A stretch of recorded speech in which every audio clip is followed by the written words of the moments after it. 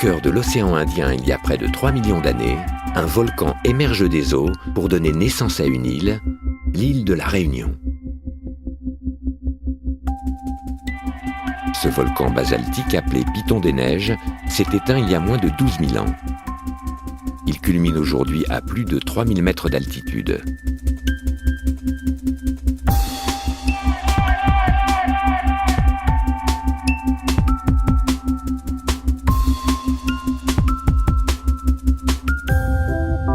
Les pluies exceptionnelles qui s'abattent ici lors des saisons cycloniques battent tous les records mondiaux de pluviométrie.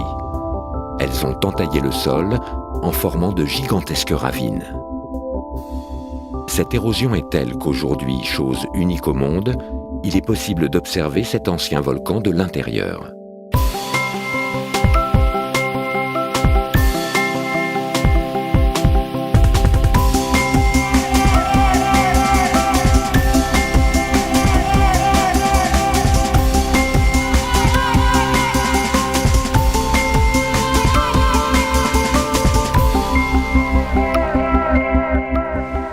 Vincent Famin, géologue au laboratoire Géosciences et maître de conférences à l'Université de La Réunion, étudie l'histoire de ce volcan et tente de mettre à jour les différentes étapes de sa construction et de sa destruction. Pour mieux comprendre ses recherches, il m'invite à le suivre à l'Îlette à Vido, au cœur du cirque de Salazie, pour observer le gabbro, une roche très particulière qui s'est formée lors de l'extinction du volcan. Alors là, on est au cœur d'une chambre magmatique, c'est-à-dire un réservoir de magma qui a alimenté les éruptions du Piton des Neiges au cours de sa jeunesse. Et en fait, ce magma s'est peu à peu refroidi et en se refroidissant, il s'est solidifié pour donner cette roche compacte. Le Piton des Neiges, c'est le seul volcan au monde dont on peut observer la structure interne de cette manière. Il a été suffisamment creusé par les rivières pour qu'on puisse voir à l'intérieur ce qui se passe dans un volcan. Et en fait, l'idée, c'est de faire l'analogie entre ce volcan éteint qu'on peut bien observer de l'intérieur et un volcan actif, le Piton de la Fournaise, qui est juste à côté, que lui, on ne peut observer que de l'extérieur, que depuis la surface. Moi, ça fait à peu près 3 ans que je travaille sur le Piton des Neiges. En fait, on a commencé à s'intéresser justement à ce réservoir magmatique pour savoir comment fonctionne l'intérieur du volcan. Et petit à petit, on s'est rendu compte qu'en fait, tout le volcan lui-même a glissé sur sa chambre magmatique. Donc tout de suite, ça nous a fait nous poser des questions, à savoir quand, il y a combien de temps est-ce que ce glissement a eu lieu, de quelle ampleur et surtout pendant quelle durée. Donc pour ça, malheureusement, il faut connaître toute l'histoire géologique du volcan. Or, on ne la connaît pas. Pourquoi ? Parce que pour ça, il faut aller voir les roches qui sont situées au-dessus de cette chambre magmatique. Or, elles sont pour l'instant complètement inaccessibles. En fait, elles sont situées dans les très fortes pentes qui sont sous le sommet du Piton des Neiges. Donc en fait, ce sont des parois carrément verticales ou très proches de la verticale et dans des terrains très friables, donc ils sont complètement inaccessibles sans un équipement particulier. Vincent Famin veut donc réaliser une coupe géologique intégrale du Piton des Neiges. Il souhaite pouvoir en déduire si ce massif a subi un ou plusieurs effondrements majeurs, comme ce fut le cas pour le mont Sainte-Hélène en 1980. Une telle étude implique une expédition hors du commun. Vincent sait qu'il doit faire appel à de vrais spécialistes de la montagne. C'est donc tout naturellement qu'il se tourne vers le plus réputé des canyonneurs locaux, Aymeric Bocheron. Il compte à son actif de nombreuses premières. Un projet de cette envergure représentant probablement un record mondial de dénivelé en canyoning ne peut que le motiver. Après plusieurs repérages aériens, la ravine la plus imposante partant du sommet paraît être la plus intéressante pour cette étude géologique. Ce grand cône offre une vue remarquable sur les différentes coulées s'étant succédé lors de la fin de vie du volcan et la ravine qui le poursuit s'enfonce au plus profond de ses entrailles. Mais le rocher à ce niveau paraît extrêmement délité. Afin de s'assurer de la faisabilité de cette descente, une expédition de repérage de cette première partie est organisée.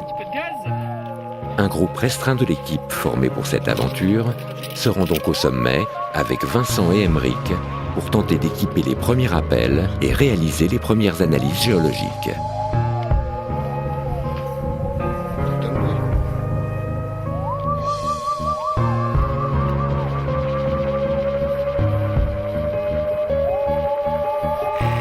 Grâce à son expérience, Emmerich trouve rapidement une ligne de descente intéressante où les zones de rochers sains semblent s'enchaîner correctement.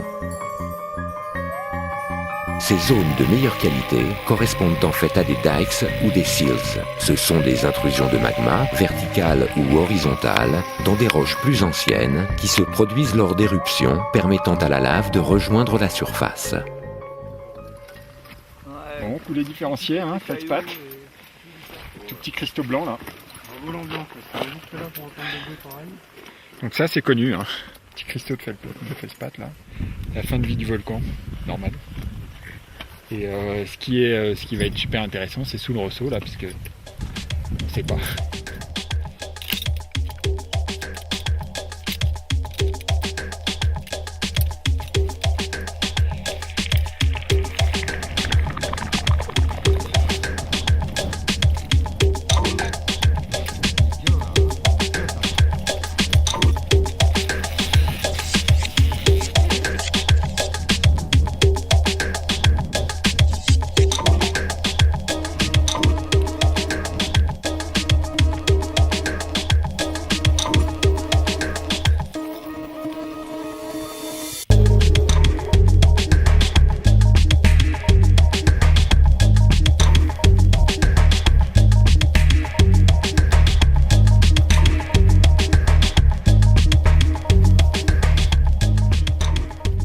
Bon, on est toujours dans les coulées différenciées. Hein.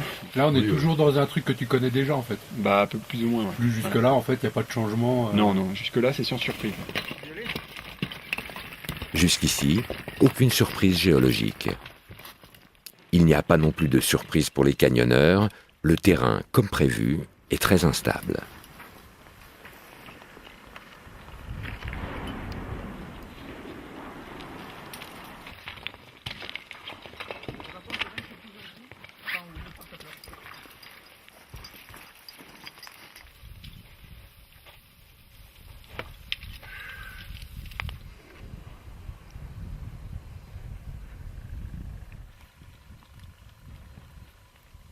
C'est pas simple. C'est pourri complet.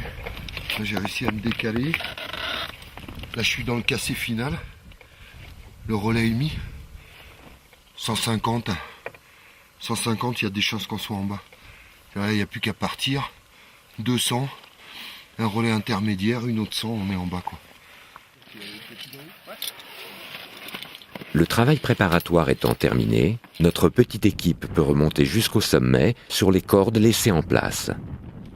Cette première descente dans ce canyon vierge de tout passage humain confirme donc les intuitions. La voie devrait être praticable, mais il sera très délicat d'y faire descendre une dizaine de personnes en même temps.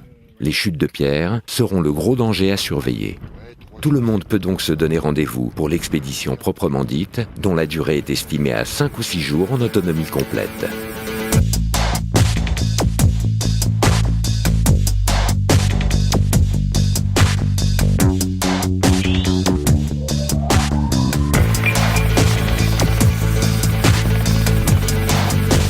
Un mois plus tard, l'équipe est au complet pour cette grande première. Vincent Famin sera assisté d'un de ses amis, Sébastien Garcia, géologue spécialisé dans la datation des roches à l'Université libre de Berlin, venu spécialement pour l'occasion. C'est lui qui effectuera les datations des roches qui seront prélevées. Emmerich Beaucheron et son associé Sébastien Jay ont de leur côté convoqué 4 spécialistes des descentes extrêmes de canyoning issus du milieu associatif local. Bélaïd Seguane, Raphaël Hirle, Éric Poulain et Michael Lanoir. Ils devront encadrer les géologues, mais également aider au portage des quelques 400 kg de matériel nécessaires, sans compter les roches qui seront prélevées. Après plusieurs reports dus à une météo incertaine, notre équipe composée de 10 personnes est enfin héliportée au sommet.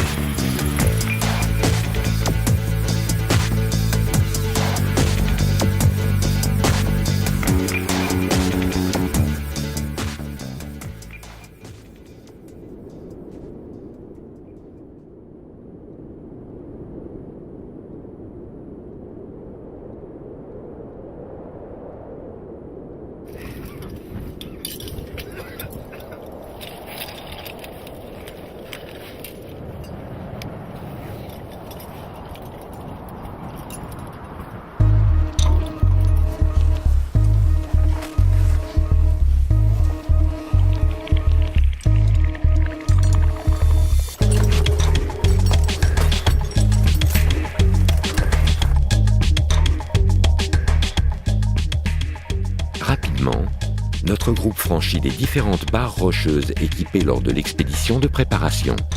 Nous arrivons enfin dans la partie totalement inconnue de ce canyon. Putain, c'est dur de bosser chargé. Vache. 23 coulées, mais j'ai pas pu faire mieux.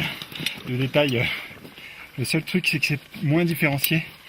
Plus des feldspaths, des petits mini en baguettes, comme il y avait au sommet. Donc là, déjà, on va avoir du moins différencié. Et ce qui est normal, puisque plus on va vers le fond, plus on doit trouver des roches basiques, pauvres en silice. Là, cette espèce de barre là, c'est une rupture très franche. Et là, je crois que ça a l'air d'être des brèches. C'est ça qui m'intéresse. La brèche est une roche résultant de débris d'autres roches. Ici, elle correspondrait à un effondrement, théorie que Vincent voudrait confirmer. Alors là, on est en fait juste sous les coulées différenciées. Et ça commence à devenir intéressant. Si c'est une brèche comme ça, si c'est pas des coulées, ça veut dire qu'il y a eu un effondrement. Donc à vérifier avec l'autre géologue. Je vais en discuter avec lui quand il sera en bas.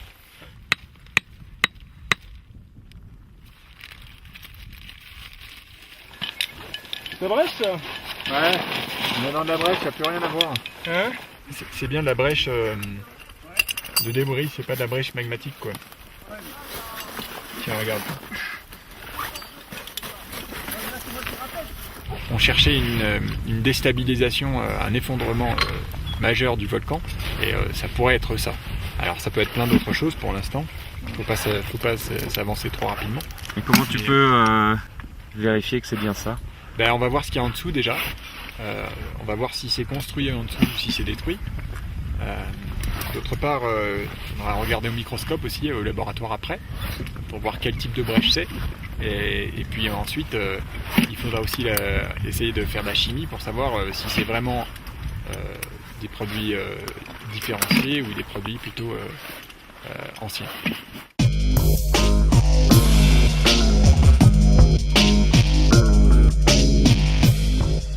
Mais il s'agit maintenant de progresser le plus rapidement possible au travers de la gorge pour rejoindre une zone observée lors des repérages aériens où un bivouac serait possible.